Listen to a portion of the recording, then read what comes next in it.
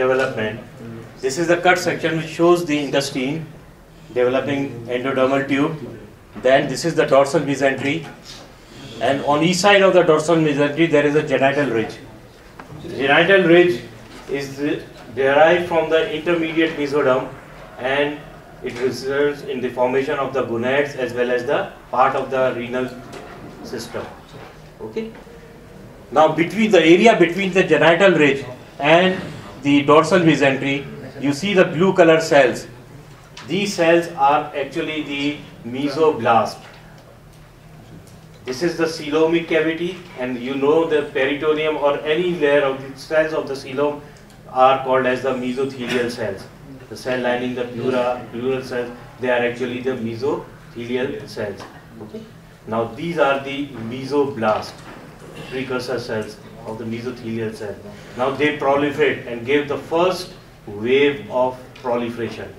Now this first wave of proliferation occupies between the area of the genital ridge and the dorsal mesentery.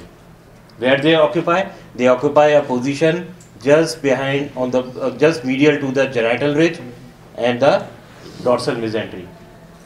Now they proliferate rapidly and intermingle with the simultaneously developed cells from the neural crest. Now these yellow color cells, they indicate the neural crest cells. From the neural crest, from where they are coming? If you remember the previous neuroscience development, the neural tube, this is the notochord. When the edges of the neural tube meets, the edge cells are released on the sides, and these edge cells are called as the neural crest cells, which at the different level they form the different ganglions.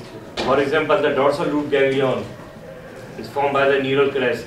They form the different structures, the sympathetic sensory ganglion, parasympathetic ganglions, okay, the trigeminal ganglion, all these ganglions, plus in addition Schwann cells, all those other structures, they are formed by the neural crest. So one of the structures formed by the same cells, they are called as, that is called as the medulla of the adrenal gland.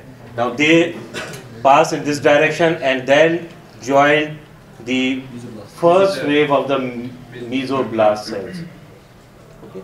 Now this is the genital ridge, this is the dorsal mesentery, and the area between the genital ridge and dorsal mesentery, this is the first wave of the mesoblast cells, which are giving the primary cortex, and that primary cortex is called as the fetal cortex.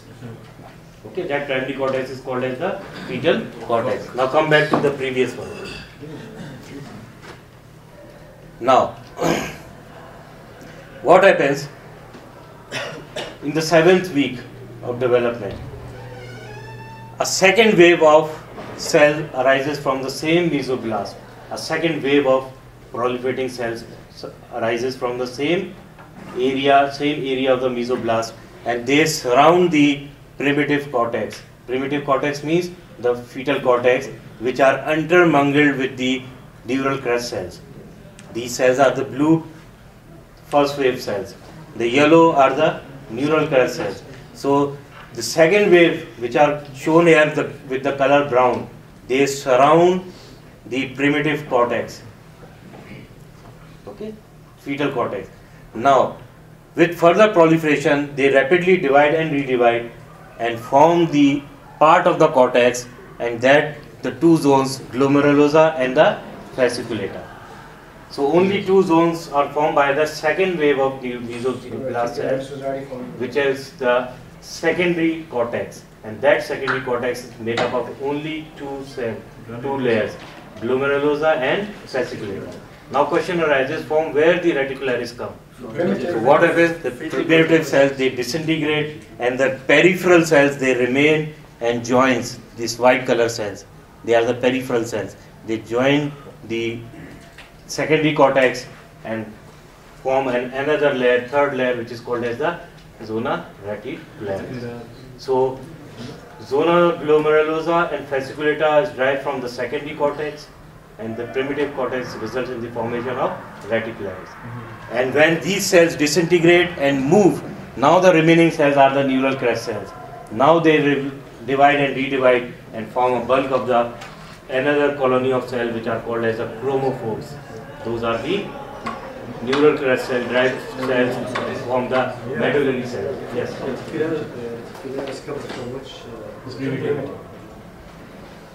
That is the fetal cortex. So here in this picture you see that these are the two layers: secondary cortex, the reticularis, the primitive cortex, and the center one group of cells. They form the derived from the neural crest, and they form the chromophore, the medullary cells. And then finally, what happens with further growth? These cells occupy the center, and the layers become distinguished, and the two edges are continuous with each other. And in such a way, the adrenal cortex and the medulla will be distinguished with each other. Okay. So this one. Yes, so the last point you mentioned that those two will be differentiated from each other. In this transparency or previous one? The previous one. Yes. No, the one in front. The next one. Yeah, this one. Yes. So I didn't understand the last point you mentioned about the two being differentiated from each other. This is the stem. Okay. Now this is the cortex. Now the two edges of the cortex. Now this is the side of the hilum through which the vein is emerging.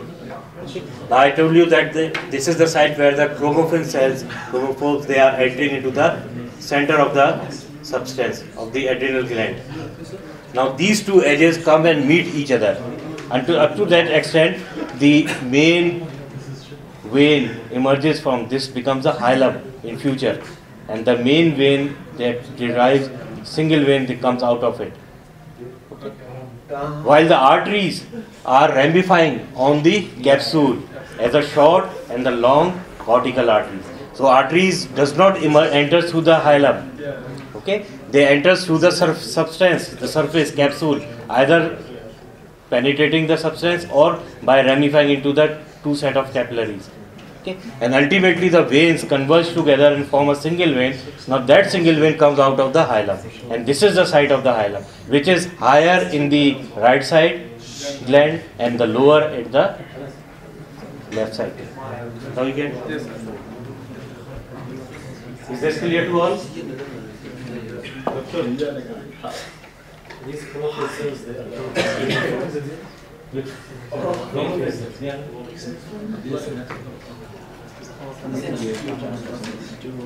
They are named as they are chromophore because of their affinity.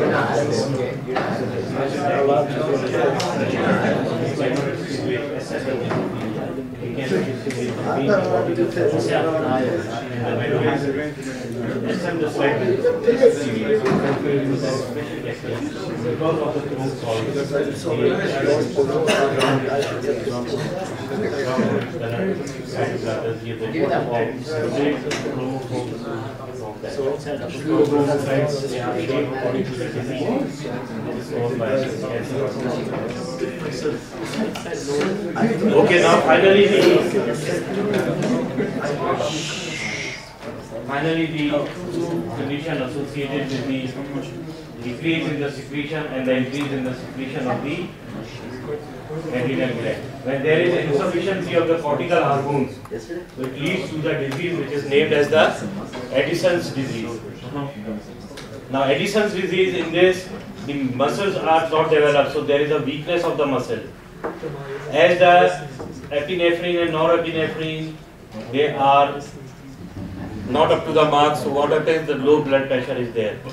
Okay. Anemia is there because the cells are, the RBCs, they are not formed regularly, and the pigmentation of the skin because of the deposition of the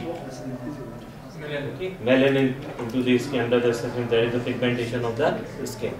Now when there is an increase in this secretion of the hormones, so what happens? It leads to the obesity, hirsutism. Obesity means very heavy weight. Hirsutism means overgrowth of the hairs. Okay, diabetes and the hypogonadism. hypogonadism is different in male and female. If the female, this will develop, so what happens? Under the influence of the androgen, because the estrogen is hypogonadism, the female genitals are not developed well. So what happens? The androgen amount excess, leading to the masculinization. While in male, when in the hypogonadism, the male genitals does not develop properly. So what happens? The estrogen level increases, causing the feminization. So in such a patient, the male shows the hypogonadism, and they leads towards the feminization, and then the reverse will be happening.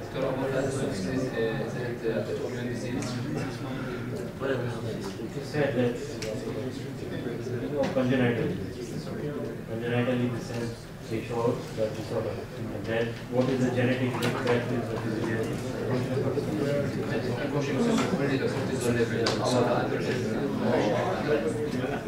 That is okay. Any question? Okay. Thank you.